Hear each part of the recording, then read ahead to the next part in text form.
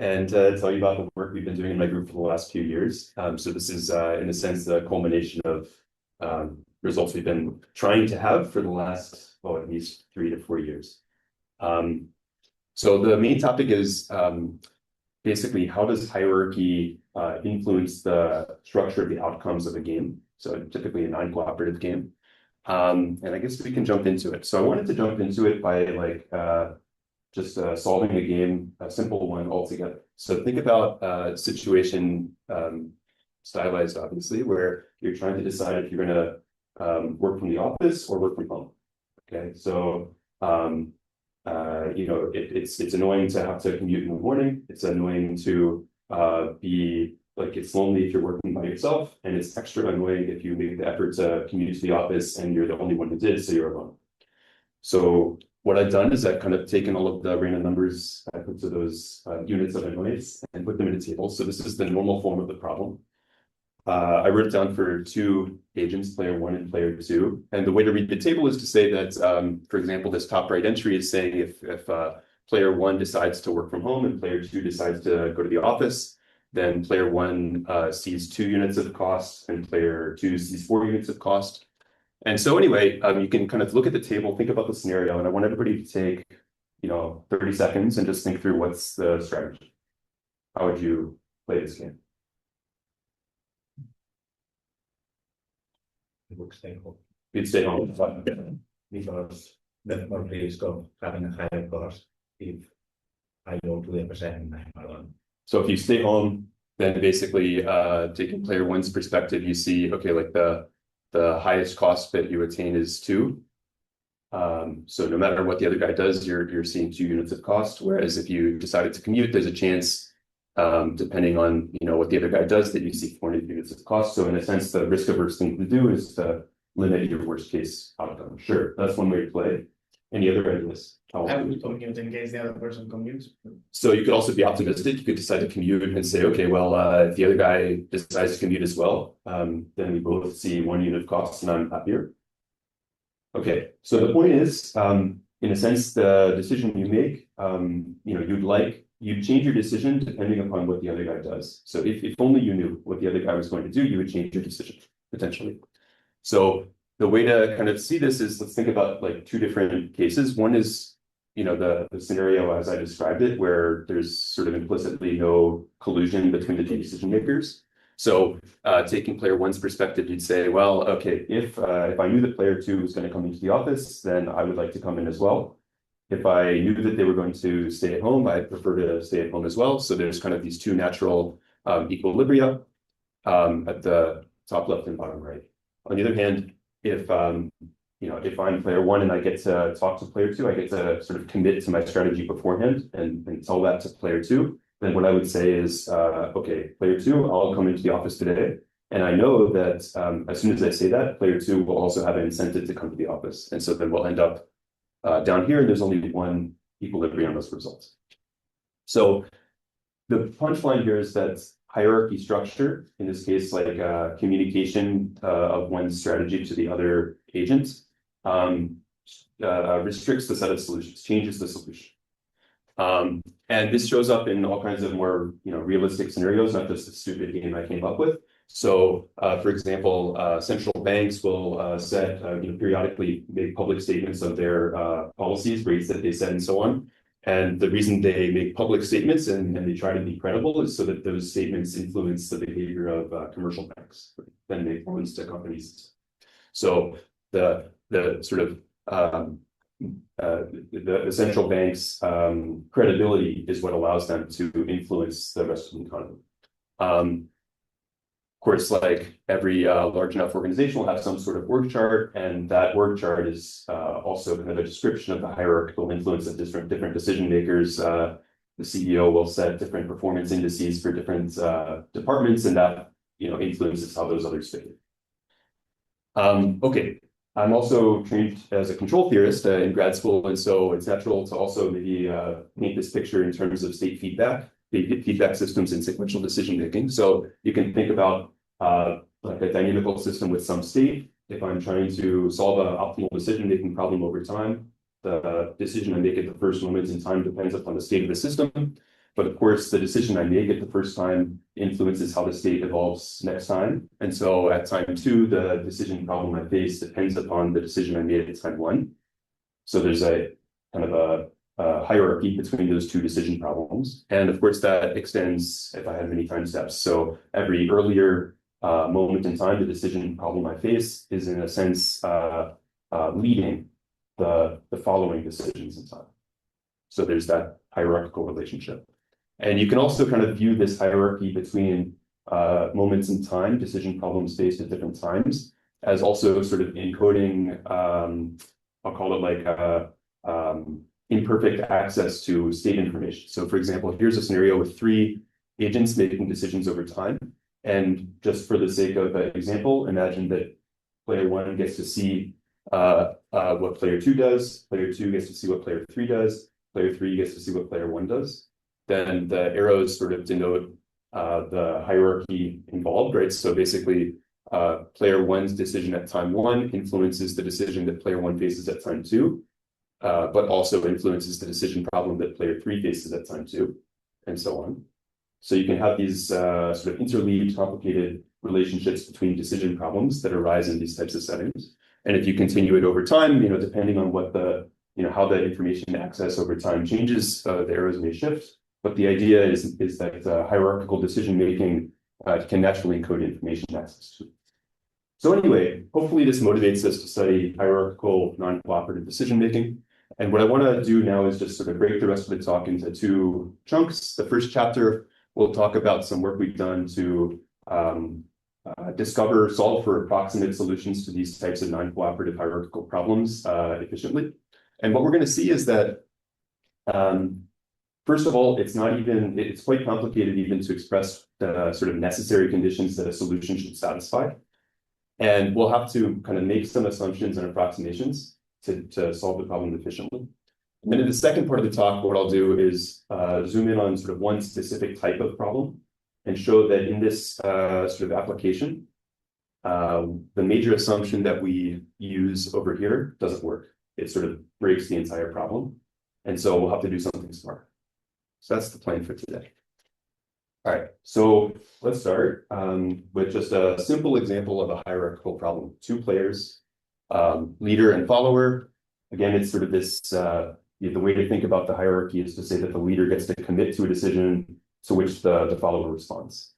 And the way to describe it is through a bilevel optimization problem. So what I'm doing here is I'm saying that player 1 is choosing the variable x1, player 2 is choosing the variable x2. Each has their own objective function, J1 and J2. They could be different. They don't need to be aligned. They could be opposite to one another, anything. And the reason it's bilevel is because what this is saying is that player 1 is sort of choosing its own decision and also kind of imagining what player 2 will do, but restricting that sort of imagination to be a best response for player 2. Okay. And I'm actually being a little sloppy in how I'm writing it. And the reason I'm being sloppy will come up in a minute, but there's 3 things that make these types of problems challenging. The first thing is maybe a bit obvious to anyone in optimization, but non-convexity becomes a challenge. So if J1 and J2 are not convex functions of their arguments, that's going to make finding global solutions a challenge. Another one is if this sort of mapping from x1 to the minimizers of J2, if this mapping is not unique, so if there's multiple minimizers for a given x1, this causes problems. And by the way, this is why I was mentioning that I'm a bit sloppy here. So what's happening is that let's say that there's multiple best responses for the follower to any leader's decision. Then what this kind of way I've written the problem down is saying is that player 1 gets to happen to imagine the kind of best case, the follower decision that's most beneficial to the leader. And why should that happen? That's a bit arbitrary. So anyway, this non-uniqueness issue causes some problems. And the last issue is that non-smoothness of this kind of best response also causes issues. So if you want to, for example, take the derivative of x2 star with respect to x1, and that doesn't exist, then it becomes challenging. So what I'm going to do for today, at least for now, is pretend that these 2 problems in the bottom don't exist. All right. in the second half of the talk, we're actually going to reintroduce this one. And then in the paper, I had some QR codes on the other slide. So in the papers that we've written about this topic, we do have some, some things to say about non-smoothness as well, but I'll sort of forget about it today. We're going to talk about non-convexity, and the sort of perspective that I'll have on non-convexity is we're going to be looking for local solutions, and for that we'll of course have to define what we mean.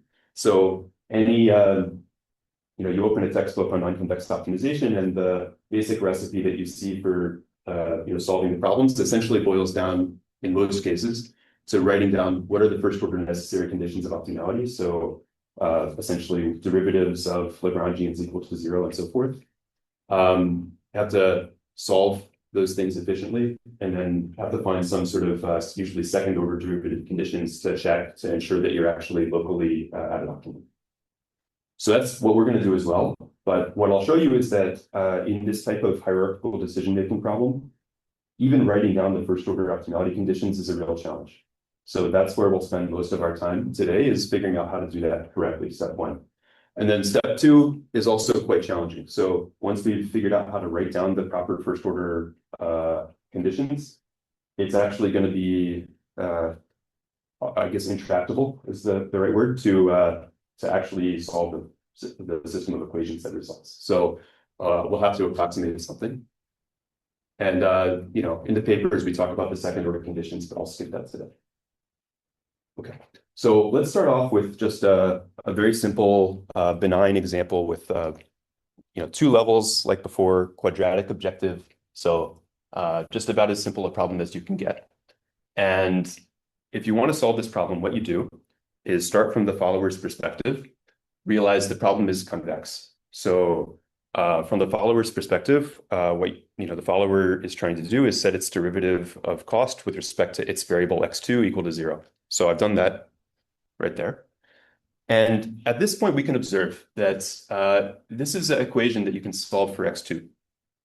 So in this case, just because of the convexity assumption, we can write down a kind of a unique x2 star given x1. So there's this explicit function pi2 that we can solve for. And sort of swap that out for the constraint. And now from player one's perspective, it's a constrained quadratic optimization problem. So the way to solve those problems is to introduce a dual variable for the constraints, and then write out the Lagrangian and the KKT conditions, write out the first order optimality conditions. So the way that works is you first write out the Lagrangian. That's just cost to player one minus multiplier times constraint violation. Take the derivative with respect to the two decision variables. So notice up here, x1 and x2 star are the decision variables for the leader at the top. And so we have to take the derivative of the Lagrangian with respect to those variables. That's these two guys. So that gives us two equations. And then we also have to enforce the constraint. And that's this. So you get three equations. And that's the first order necessary conditions to solve the problem. Okay.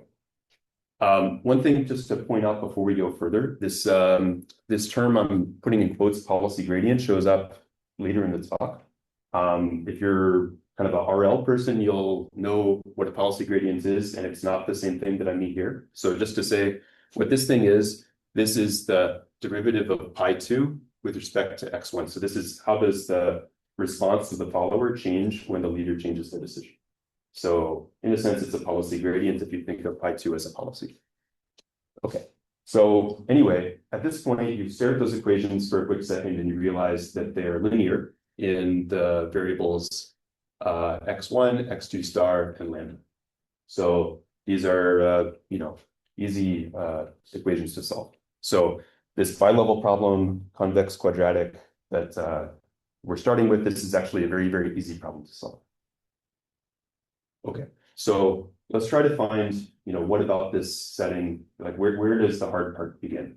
What about this hierarchical decision-making problem is actually hard? So I introduced here a third player, and I did it in a way that we can sort of preserve the problem we just solved and treat this third player kind of in parallel. So this bilevel problem is the same one we just looked at. I just sort of added an extra argument to the two players' objectives.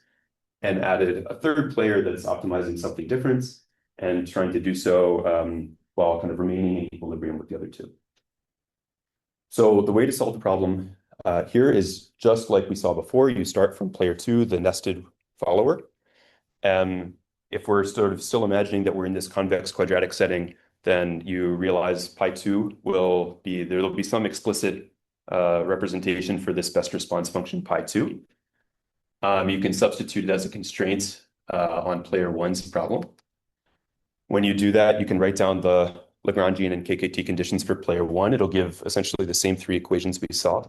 And then we can just set player 3's gradient of objective equal to 0, and that'll give the first order condition for player 3.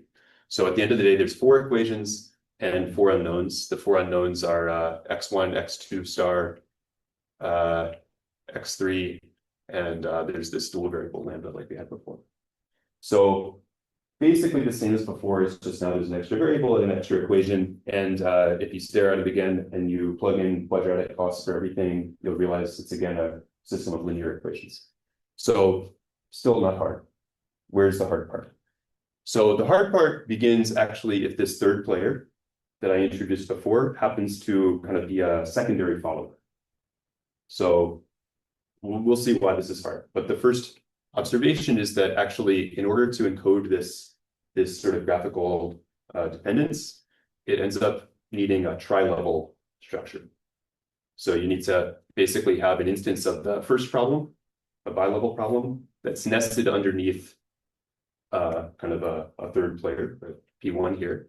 And that leader now is having to kind of account for the first order like response of, if it slightly changes x1, how does x2 star change?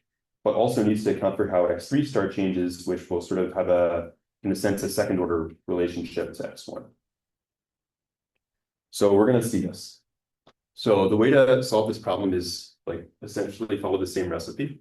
Start from the innermost follower, player 3 here. And in this convex quadratic setting that we're imagining still, there will still be an explicit function pi3 that we can write down. It'll basically be the same type of thing that we've seen before.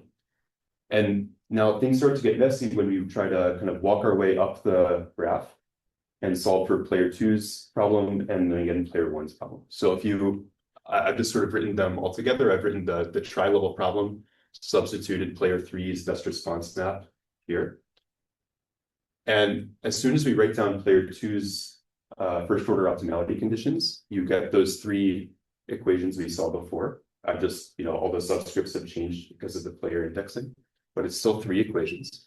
And the subtle part is that this dual variable that we needed to sort of express the first order optimality conditions, this dual variable, if we're being careful, it's now sort of needed to specify that these choices of x2 and x3 star are at optimum. So in a sense, we need this dual variable lambda to be a decision variable for player 1. Like player 1 is trying to decide what decision it can make at 1 so that like the imagined best responses of players 2 and 3 are optimal for them. And in order to compute those things, it needs to also figure out what the value of lambda is. So the value of lambda here is a decision variable to player 1. And this is subtle. Now, we're going to talk a bit more about why this is true later in the talk in the second part, but take it for granted now that as you nest more players, as the sort of chain gets longer, the number of these sort of induced primal variables, I'm going to call them, grows exponentially with the depth of the problem, how many nested players there are. And remember, like this may seem a bit contrived, why should there be so much nesting going on? But this can actually express sequential decision-making problems. So the longer the time horizon you consider, like the more nesting you have. So if you consider a problem with like 100 time steps to the problem, which would not be unreasonable, then you'll have 100 nested problems. And so this would be some exponential to the, some number to the 100th power. I mean, it's ridiculous. So, okay, so this is the big problem, and it gives us our first technical problem to try to overcome. So the way around this sort of exponential growth of these induced primal variables essentially is to take a step backward and try to remember that actually the problem we're trying to solve here, this one I copied from the last slide, the reason that lambda, this dual variable to player 2, became a primal variable to player 1 was because it was required to compute the best response, of player 2. And so, on the other hand, the best response of player 2, x2 star, that's the thing that player 1 cares about. Player 1 doesn't directly care about this dual variable.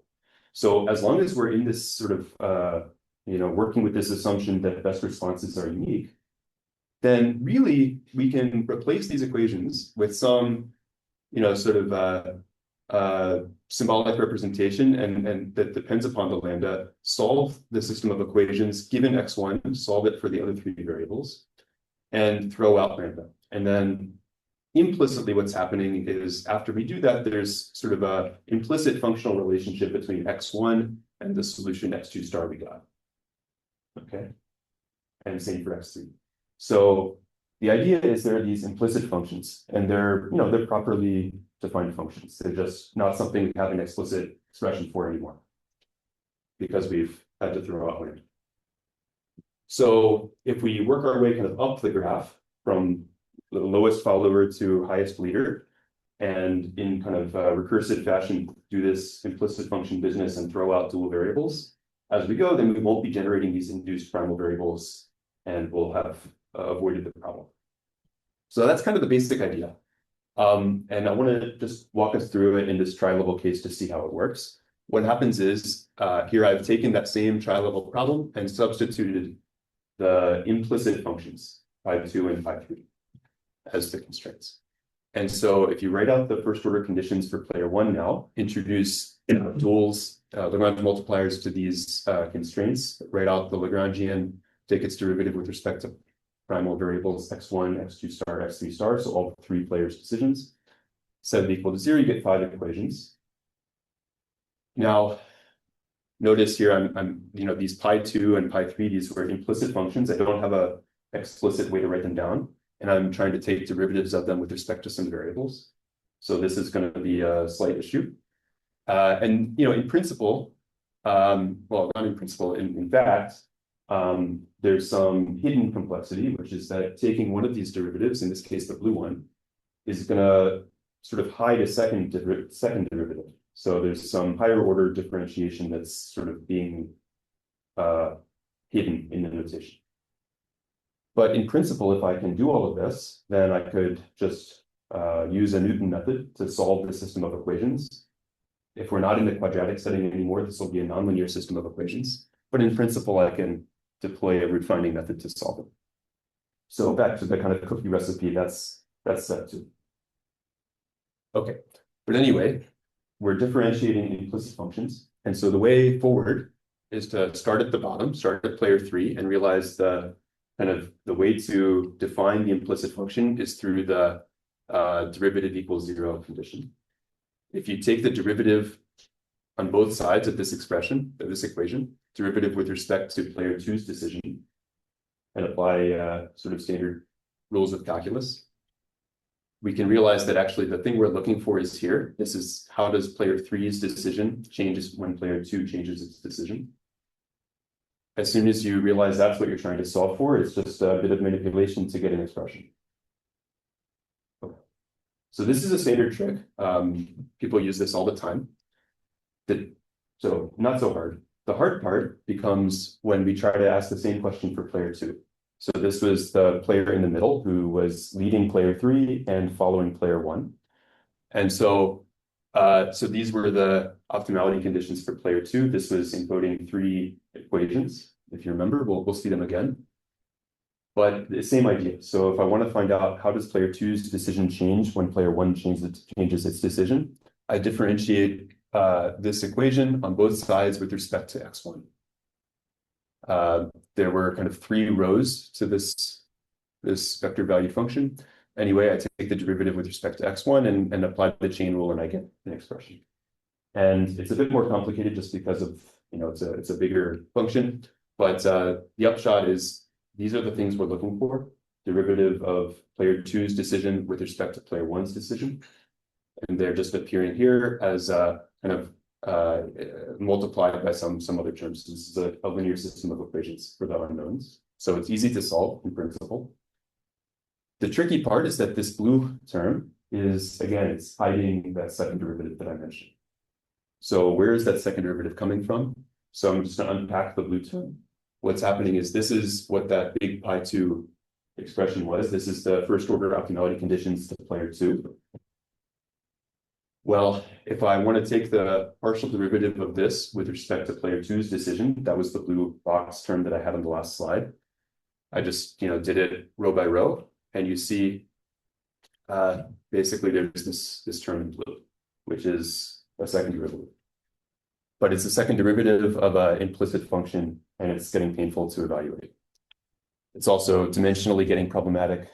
So if you think about x3, player 3's decision being like, in Rn, then this is like some 3D tensor now. Anyway, so it's getting a bit problematic. And so the other issue is as we go deeper, as we have more and more nested decisions, then the order of the derivative we need is going to also increase. So that's going to be painful. Anyway, so the idea we had was to just ignore it, see what happens. If we throw out anywhere we see a higher order implicit derivative as we're transcribing these optimality conditions, if we just throw it out, zero it out, we try to understand what happens. Anyway, that leads us to an algorithm, which is just that sort of cookie recipe step 2, solving the necessary conditions, and it's a Newton method. So what you do is basically look at a graph. So let's say that the graph looks like this, trace it from bottom to top in reverse topological order. So let's say 4 to 2 to 3 to 1. And as you go, kind of be calculating these perturbed these sort of approximate first order optimality conditions, these big pies for each problem, for each subproblem, and kind of keep track of them as you go. And then after we've accumulated them, the thing to do is solve for the Newton step. So the way you solve for the Newton step is just that standard expression. And deploy a line search method to figure out how far to move.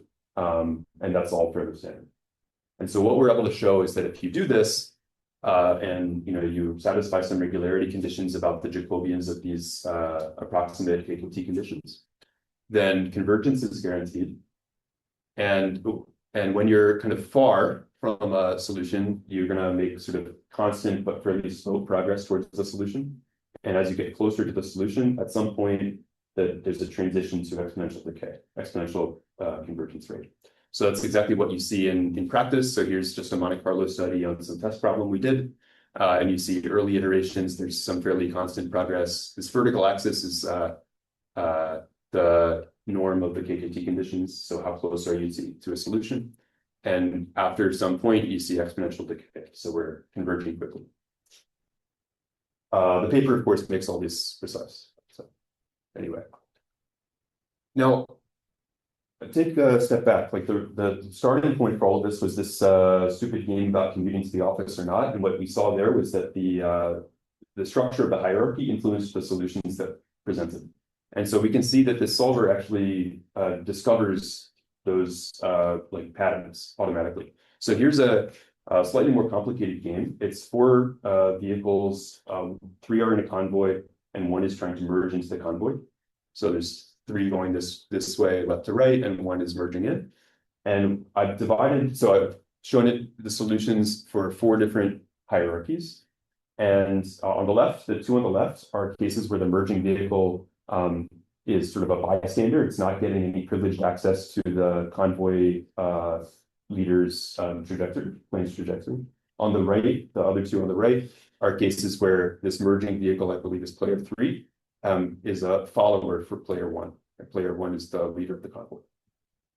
So what you see is that these, depending on whether the merging vehicle is a bystander or is a follower, there's different solutions that the solver finds. So if we're not a follower, then basically the equilibrium is to like accelerate a lot and jump in front of the convoy.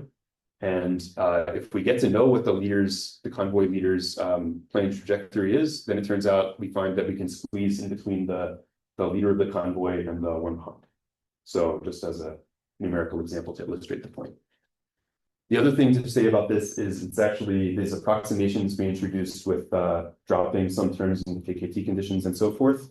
This actually lets us build a real-time solver. So some of my students are very into robotics, and they actually optimize the code to get it to run at about 100 Hertz for this, at least this 3-player kind of robotics problem. Okay, so that's the first part of the talk. If there's questions, maybe now's a good time. We can hold them for the end, and I can talk about the second part. To you guys. Maybe let me go for the second part, and we'll take it at the end. So, okay, so the key assumption that we had, or one of the major assumptions that we had in the first part of the talk, was that the best response of each follower to the leader was unique. So what I'll show you now is a sort of practical example where that's not, where that assumption breaks the example. This was a collaboration with Yorgos, by the way. Okay, so the topic is lexicographic optimization. Lexicographic optimization means we're optimizing for a list of prioritized objective functions. So there's the example I always think of here is from this company called Autonomy that was acquired here several years ago. But basically what they did is they're building self-driving cars in Singapore, if memory serves. And the idea was they want to plan trajectories so that they're kind of first optimizing for human safety, and then given that they're not colliding with anybody, then they want to optimize for, I guess, major traffic infractions. And I think they must have had a precise version of this. But anyway, so you can see the kind of things that they're optimizing for and the partial ordering of all of these things. I think they actually took the Singapore like driving manual, and this is general, but in their actual thing, like they actually took the requirements from the driving manual and translated it into this. So it's pretty interesting, that paper from Ikata, I think. Yes. If there must be also like recorded talks from these guys. They're still doing this. Yeah. So anyway, this is where I was first exposed to lexicographic optimization, and I think it's super cool. But this is a pretty practical use case, and I'm sure there are others. But anyway, that's the basic idea. And there's a really classical algorithm for solving these types of problems, again, locally in non-convex settings. And the basic idea is you start with the highest priority thing, find a solution. What's the minimum value you can attain on the highest priority cost? Then move to the next lower priority and solve a constrained optimization problem where you enforce the constraint that the higher priority is like the higher priority cost attains its optimal value. So you basically added a single constraint every time you go to a lower priority preference. So as you repeat the process, you're just adding a constraint for every successively lower priority that you're optimizing. So it's very efficient to do this. The trouble is that as soon as there's a non-cooperative aspect to the problem, as soon as, let's say there's two vehicles in the problem, and they both have these lexicographic objectives, then that classical idea breaks. And the reason is that, for example, here I'm writing down a 2-player problem where each player has 3 priorities, J1, J2, J3. I'm reading the subscripts off, superscripts being the players. Then, like, let's look at player 1's highest priority objective, J13. It depends upon both agents' decisions. And so I can't just figure out what is the minimum value of this function because the minimum value will change depending on what the other guy's doing. So I can't directly deploy this classical algorithm. On the other hand, you can look at this and think, oh, this is a hierarchical problem. It's just like the ones we solved in the first half of the talk. So why can't we just do exactly what we just did?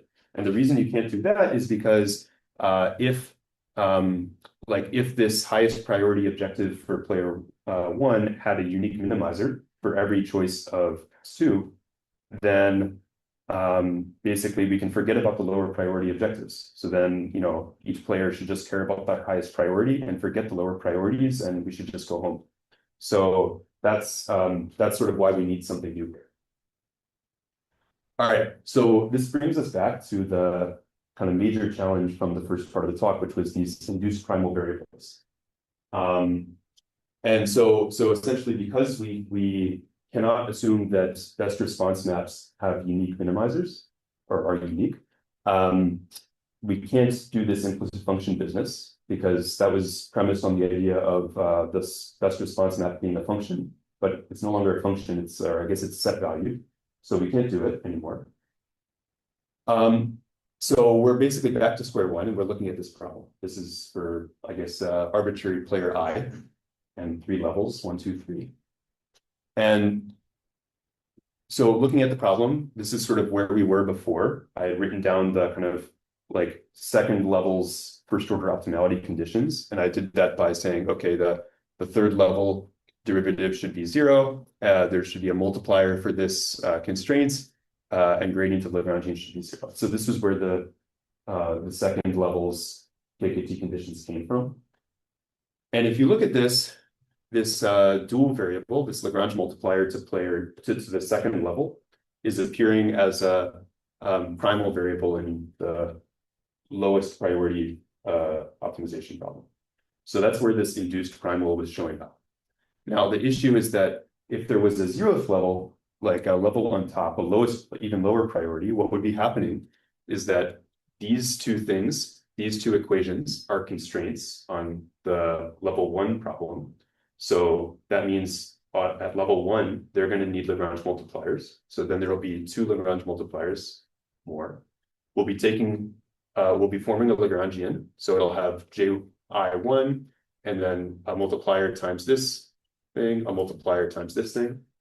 And we'll have to differentiate it with respect to this variable and that variable and set them equal to 0. So we'll be getting more equations, and then we'll be having to, at the sort of 0th level, we'll be having to introduce all 3 of the dual variables, this one and the 2 that we introduced for these guys, to the 0th level problem. So that's why there's this cascade. So every induced primal variable you add, you start growing the number of equations in the KKT system at every higher level. And this sort of relationship between the induced primals and the size of the KKT system is what gives exponential growth. So just to put that in a table, what it looks like is this is the C is the complete KKT system transcription, and I'm just sort of keeping track of the number of equations in the system and the number of variables for different levels, just for some random test problem we hooked up.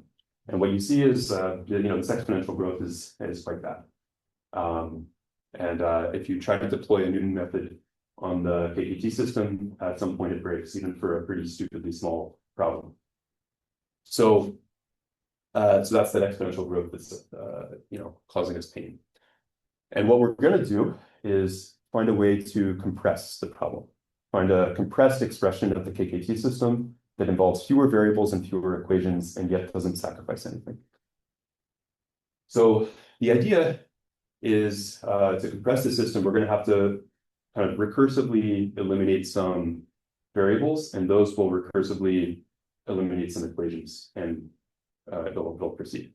So the main idea is to kind of rethink what the role the Lagrangian should play. And I'm moving fast just because I realize we're low on time, but the idea is that at the innermost level, you work from the bottom to the top, like we've always been doing today. At the innermost level, change nothing. So the sort of problem at the innermost level is exactly as it normally would be. And then as you move upward, you do introduce these induced primals, but you don't differentiate Lagrangian with respect to them. So essentially, you don't ever introduce Lagrangian stationarity conditions with respect to the induced primals. And as soon as you make that change, what happens is recursively, the number of equations in the KKT system doesn't grow as fast because you don't have derivative of Lagrangian with respect to lower priority or higher priority dual variables showing up. So you have fewer equations. Those fewer equations mean at the next level up, fewer dual variables. So fewer induced primals. So it kind of recursively shrinks the size of the system of equations. And ultimately, the expression for the new like pseudo Lagrangian looks like this. So you're basically taking the gradients of the higher priority pseudo Lagrangian with respect to only the primal variables. And if you do this, then the rest of the table fills out, and you end up realizing actually that there's only kind of linear growth in the number of equations and quadratic growth in the number of variables, primal or dual. And this means, of course, it's a quadratic solve time. So the solve time is now become polynomial instead of exponential. Just to kind of cut to the chase and tell you about the theoretical results here, what we're able to say is that first off, turns out despite the sort of fairly complicated recursive construction, we have not lost any, there are no solutions to the original problem that we cannot recover with this. So every solution to the kind of relaxed, compressed problem is also a solution. Sorry, every solution to the original problem is also a solution to the compressed problem. And then in the setting of quadratic objectives that we sort of started with, turns out there's a one-to-one mapping. So every solution to the compressed problem is also a solution to the original problem. So you have direct one-to-one correspondence. And then the cool part that we can't theoretically explain yet is that empirically, even beyond quadratic settings, it seems like there's still this one-to-one mapping. So what I'm showing here is just a histogram of like a Monte Carlo study where we just picked a bunch of random test problems, they're small enough that we can solve the complete KKT system and also the reduced one, and just take the L2 norm, the difference between the solutions and the log. And what you see is basically to machine precision, we're recovering the solutions to the original problem with the reduced, the far simpler transcription. So we don't have a theoretical explanation for this, and this is, I guess, one of the last open problems here that we've been struggling with. The last thing to say is convergence rate. So we can sort of also construct a Newton method with a careful line search and so on and guarantee convergence under some regularity conditions, and you get a quadratic rate locally. So just to show what that looks like for one of these traffic type trajectory design problems, as the number of iterations goes, eventually you get close enough to the solution that there's a quadratic rate of convergence. This is a log scale. Okay, so that's basically all I wanted to say technically. The last sort of takeaways to leave you with is that like hierarchical structure shows up in all kinds of places. I've shown ones that are related to driving, but we also discussed like several others. And then if you're willing to make some approximations and look for local solutions, then it turns out these problems are not as hard to solve as we once thought. I want to thank all the students who contributed, well, all the students in the lab, and then specifically the students and postdoc that contributed to what I presented today. In particular, Jingxi is on the job market, and Hamza just graduated and is looking for a job. So anybody who's interested, I guess, can talk to them. And thank you guys. Great to be here.